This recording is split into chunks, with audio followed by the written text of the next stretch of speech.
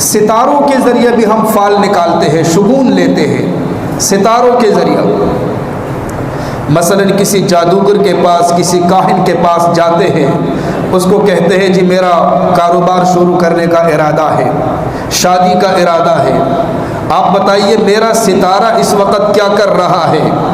وہ اپنا حساب کتاب لگا کر اس کو کہتا ہے آپ کا ستارہ اس وقت گردش میں ہے، آپ یہ کام شروع کرو گے تو یا بتا دیتا ہے کہ آپ کے لیے درست ہے یا نفی کا مشورہ دے دیتا ہے۔ حالانکہ یہ بھی جاہلیت کا عقیدہ ہے، جاہلیت کا نظریہ ہے۔ ترمذی شریف کی روایت ہے، رسول اللہ صلی اللہ علیہ وسلم نے فرمایا اربع فی امتی من امر الجاہلیت لا یترکونہن، فرمایا میری امت کے اندر جاہلیت کی 4 باتیں رہے گی، اور ان میں سے ایک فرمایا الاستسقاء بالنجوم، اپنی قسمت کو معلوم کرنا ستاروں کے ذریعے سے، یا ستاروں کے ذریعے سے بارش کو طلب کرنا، یہ جاہلیت کا طریقہ ہے۔ بعض لوگ ہاتھ کی لکیروں کے ذریعے سے معلوم کرتے ہیں کہ آپ کی قسمت کیا ہے، اس کا حساب کتاب لگاتے ہیں، یہ بھی جاہلیت کا تصور ہے۔ تو لوگ اتنے بیوقوف بن چکے ہیں کہ کہیں کسی گن کے ڈھیر پر کوئی بیٹھا ہوا ہوگا، وہاں جا کر اس کو کہیں گے جی میری یہ لکیریں دیکھو، میری قسمت میں کیا لکھا ہوا ہے۔ قسمت صرف اللہ کے پاس ہے، کوئی بھی آپ کو نہیں بتا سکتا، کتنا بڑا عالم کیوں نہ ہو آپ کو نہیں بتا سکتا آپ کی قسمت میں کیا ہے۔ بلکہ ایک حدیث میں آتا ہے، رسول اللہ صلی اللہ علیہ وسلم نے فرمایا، مسلم شریف کی روایت ہے، فرمایا من اتا عرافا، جو کسی کاہن کے پاس جاتا ہے، کسی جادوگر کے پاس، لیسألہ عن شیء، تاکہ کسی چیز کے بارے میں اس سے سوال کرے، لم تقبل لہ صلاۃ 40 لیلہ، 40 دن تک اس کی نماز قبول نہیں ہوتی۔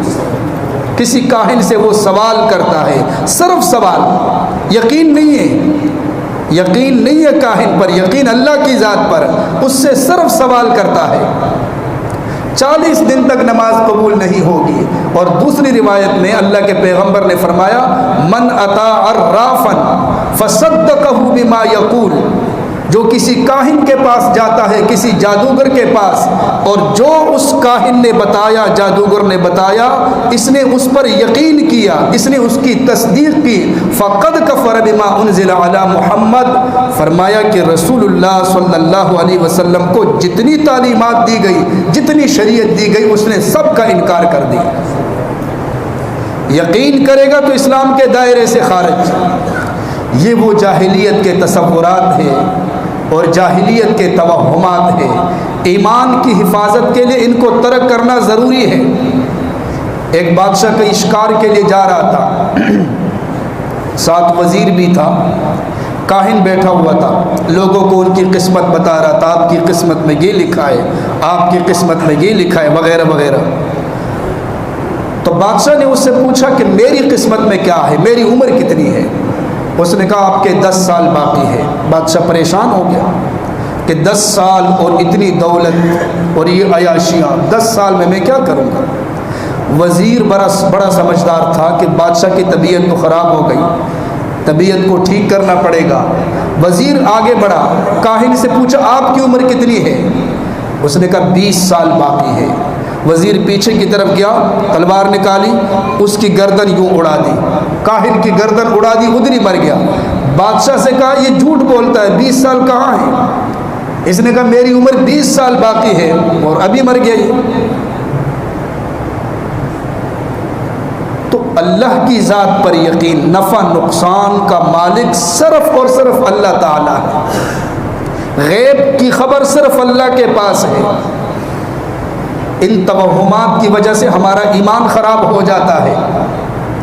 سورہ اعراف کی آیت ہے جو میں نے آپ کے سامنے پڑھی ہے، اللہ تعالیٰ فرماتے ہیں قُلْ لَا أَمْلِكُ لِنَفْسِي نَفْعًا وَلَا ذَرًّا، اے پیغمبر صلی اللہ علیہ وسلم آپ کہہ دیجئے میں اپنی ذات کے بارے میں نفع نقصان کا مالک نہیں، مجھے کوئی اختیار نہیں، الا ما شاء اللہ، وہ ہوتا ہے جو رب چاہتا ہے۔ سید الانبیاء، امام الانبیاء، محمد مصطفیٰ احمد مجتبیٰ صلی اللہ علیہ وسلم کو اللہ تعالیٰ حکم دے رہے ہیں کہ آپ ان مشرکین کو سمجھائے، ان کے سامنے مسئلہ واضح کرے، اور قرآن کی آیت نازل ہو گئی اور آپ نے وہ آیت سنائی، لا املک لنفسی نفعا ولا ضرا، میں اپنی ذات کے بارے میں نفع اور نقصان کا مالک نہیں۔ جب امام الانبیاء مالک نہیں تو اور کون ہو سکتا ہے؟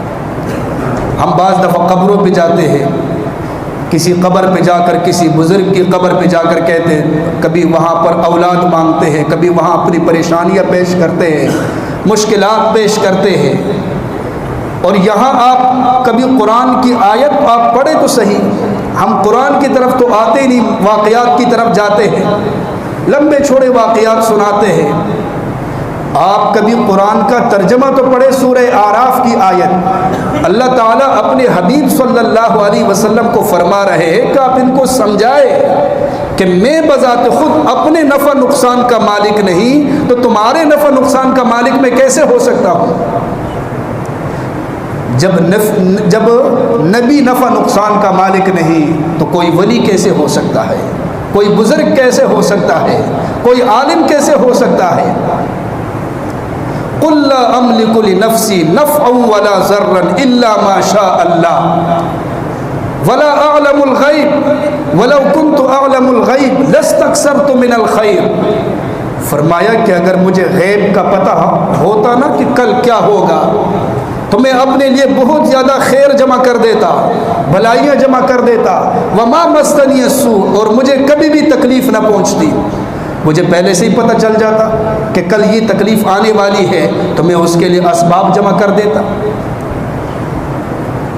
لیکن فرمایا کہ مجھے پتہ نہیں چلتا کہ کل کیا ہونے والا ہے، کل کا علم اللہ کے پاس ہے۔ وما تدری نفس ماذا تکسب غدا،